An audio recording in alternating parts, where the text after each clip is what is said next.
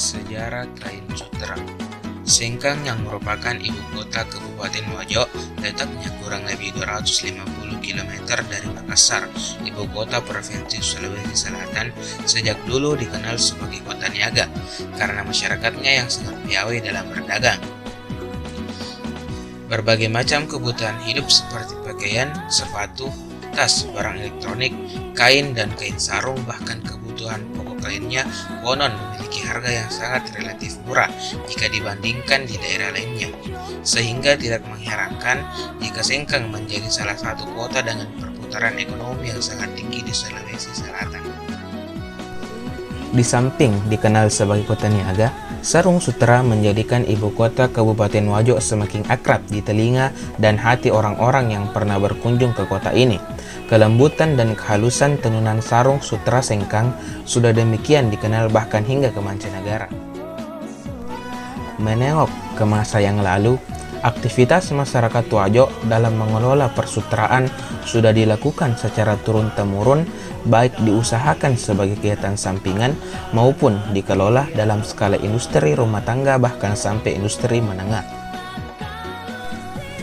Hampir di setiap kecamatan di daerah ini ditemukan kegiatan persuteraan, dimulai dari kegiatan proses hulu sampai ke hilir, kegiatan pemeliharaan ulas sutera hingga proses pemintalah menjadi benang yang kemudian ditenun menjadi selembar kain sutera.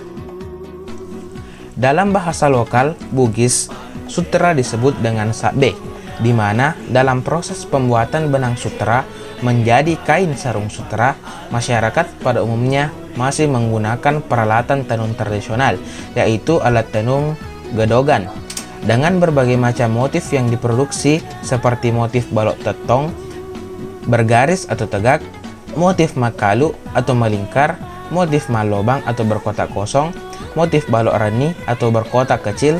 Selain itu, ada juga diproduksi dengan mengkombinasikan atau menyisipkan wenang sau atau lusi, timbul serta motif bali are dengan sisipan benang tambahan yang mirip dengan kain damas.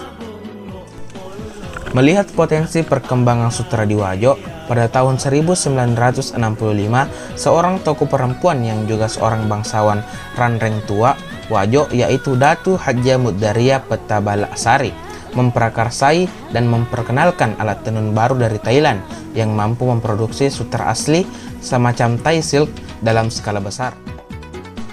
Beliau juga mendatangkan seorang ahli pertenunan dari Thailand untuk mengajarkan penggunaan alat tenun tersebut kepada masyarakat setempat, sekaligus menularkan berbagai ilmu pertenunan sehingga mampu menghasilkan produksi sutera yang berkualitas tinggi.